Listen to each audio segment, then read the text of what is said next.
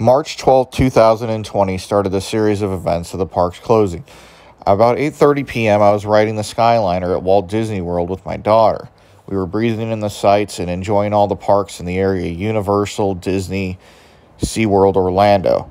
While we were enjoying the Skyliner, we got an alert on our phone that stated that Disney World would be closing after that Sunday until further notice. This would start a series of announcements between the parks that they were closing due to the coronavirus pandemic. Let's flash back to a day prior, and I was at Universal Islands of Adventure and Universal Studios with my daughter, and while there, I was doing construction updates of the Raptor coaster, as many of you know, and after finishing out the evening over at Universal Studios and Islands Adventure, headed back to the hotel, and the next day went to SeaWorld Orlando for my first time. Being a Platinum holder, I have never been to SeaWorld Orlando. I've been to Orlando many times, so it was wonderful.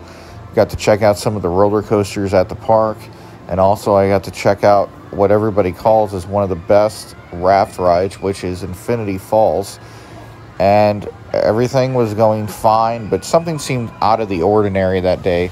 I don't know what was going on with me, but even with everything great going on in the area, something just didn't seem right.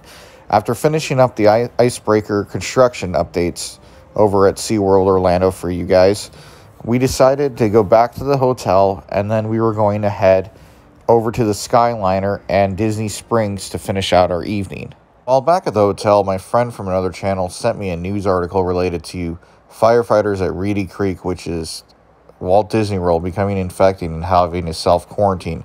At that point, I had a premonition that something was going to happen where they were going to close, because earlier in the day, Walt Disneyland also announced that they were going to close due to the coronavirus pandemic. And then while on the Skyliner, I saw this article showing that Disney World and Universal were going to close after that Sunday, and that's what started the chain of events, like I described before, of parks closing all across the country. The next day, which would have been March 13th, I headed over to Busch Gardens, Tampa on the way out of Florida to go ahead and visit the park and get some updates of Iron Gwazi. At that time, Busch Gardens Tampa had not announced that they were going to be closing yet, but that announcement would come later, and they would announce that they were closing until further notice.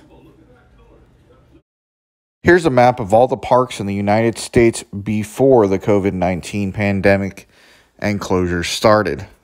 By the time the 22nd of March hit, Fun Spot Orlando was one of the last remaining parks to be open, and it finally closed its doors too. Now in the United States, there are no parks that are open due to this pandemic.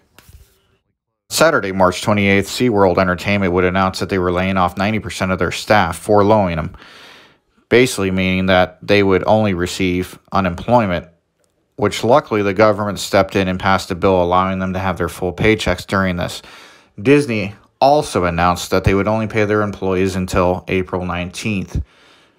This has turned into a debacle, and then on Sunday, the United States government recommended that everybody stay in this current state at least until April 30th, which means that we will social distance, essential travel only, and stay-at-home orders would be included in that. As of the time of this video, these are the updated numbers here on the coronavirus pandemic here in the United States. This doesn't include the world. We want to wish the safety of our viewers from the United States and all around the world and the best. And hopefully we could get back to going to our favorite parks all around the country here very soon. Hopefully this thing that feels like it's not real ends soon, and we could all go back to enjoying our parks here in the near future. With that being said, this is Chris signing off for Midwest Coaster fans. Until next time, I want to thank you again for watching our video, and thanks again for watching.